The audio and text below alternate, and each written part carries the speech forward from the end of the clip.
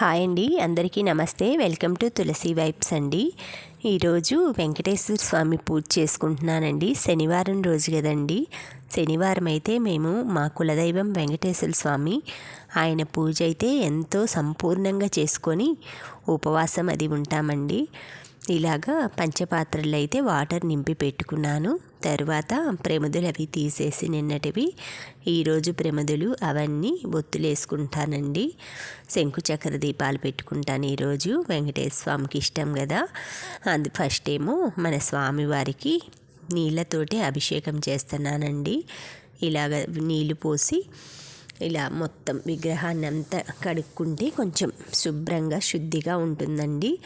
ఈ విధంగా గిన్నె పెట్టేసి కడుక్కుంటున్నా. మళ్ళీ పళ్ళెంలో పెడితే పళ్ళెం అంతా మళ్ళీ క్లీన్ చేయాలని ఈ విధంగా మొత్తం స్వామి విగ్రహానికి ఉన్న కుంకుమ, పసుపు, గంధం బొట్లు ఇవన్నీ శుభ్రంగా క్లీన్ చేసుకొని ఈ విధంగా పళ్ళెంలో ఒక బాదం ఆకు వేసి స్వామివారిని అయితే ప్రతిష్ఠించుకున్నాను.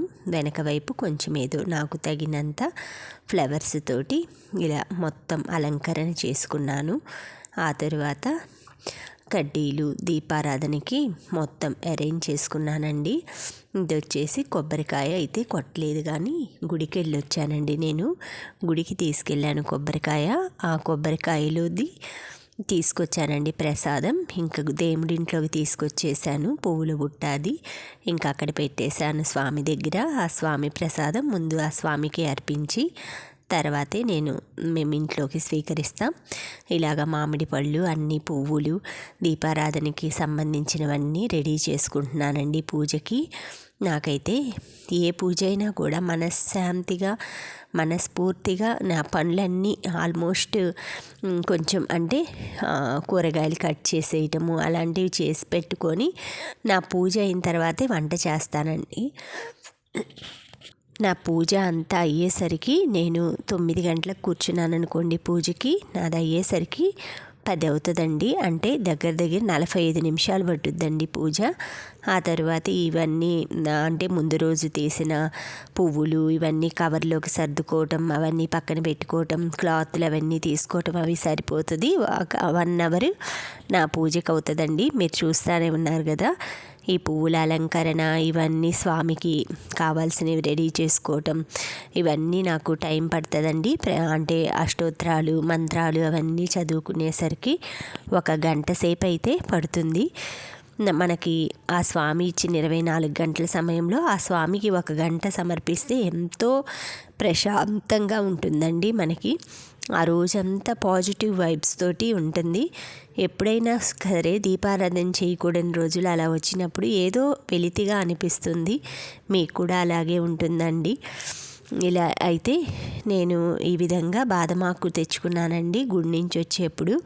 ఉదయాన్నే ఈరోజు తొందరగా సగం పనులు చేసేసుకొని గుడికి వెళ్ళానండి. ఆ స్వామి దర్శనం చేసుకొని వచ్చాను. మళ్ళీ కొంచెం నేను లేటుగా వెళ్ళాను అనుకోండి, అయ్యవారు గుడి అది క్లోజ్ చేస్తారని ఎర్లీగా వెళ్ళేసి నేనైతే 8 కల్లా ఇంటికి వచ్చేసాను. తర్వాత బ్రేక్ఫాస్ట్ అది ఇచ్చి మా వారు 8:30కి వెళ్ళిపోతారు. ఆయన వెళ్ళేలోపు దీపం పెట్టెళ్తారండి. శనివారం రోజు అది అక్కడ వెండిది వెలుగుతుంది కదా, ఆయనే చేశారనమాట. ఒకటి కొండెక్కింది, ఒకటి మామూలుగా వెలుగుతుంటే ఆ పక్కన స్టాండ్ మీద పెట్టానండి. నేను ఇప్పుడైతే కింద 2 శంకు చక్ర దీపాలు, పైన తాబేలు దీపాలు వెలిగించాను. ఇలాగా అగరబత్తులతోటి మొత్తం స్వామికి అయితే ధూపం వేస్తున్నానండి. ఈ విధంగా శనివారం అయితే మా వారు పూజ చేసుకుంటారండి. ఆయన మామూలుగా అయ్యప్ప స్వామి అదైతే బుధవారం రోజు మాత్రం పువ్వులు పెట్టి కడ్డీ అది వెలిగించేసి వెళ్తారు. ఆయనకి పాపం హడావుడిగా డ్యూటీకి అది వెళ్ళాలి కదండి. మనం లేడీస్మే ఇంకా చేసుకోవాలి. యాక్చువల్గా అయితే మగవాళ్ళే చేయాలంటండి పూజ. మగవాళ్ళు చేస్తే ఆ కుటుంబం మొత్తానికి ఫలితం వస్తుందంట. ఇంకా కుదరినప్పుడు ఏం చేయలేం కదండి. మనమే మన గోత్రనామాలు చెప్పుకొని మనమే చేసుకోవాలి. వాళ్ళని ఇబ్బంది పెడుతూ నేను ఎప్పుడు అలా ప్రెజర్ చేయనండి. ఆయనకి ఇష్టమై మనస్ఫూర్తిగా ఉంటే చేసుకుంటారు. ఇంకా మామూలుగా అయితే ఇలాగ స్వామికి అయితే అన్నీ కావాల్సినవి అన్నీ అలంకరించుకుంటున్నానండి. మా వారు రోజు 2 కడ్డీలు వెలిగించేసి స్వామికి దండం పెట్టుకొని వెళ్తారండి. మీ శనివారం రోజు మాత్రమే దీపారాధన చేస్తారు. ఇట్లాగా స్వామికి అయితే అన్నీ అలంకరించుకుంటున్నానండి. అష్టోత్తరం చదువుకుంటున్నాను. తులసి ఆకులు అవన్నీ సమర్పించుకుంటూ స్వామికి గోవిందనామాలు అన్నీ చదువుకుంటానండి.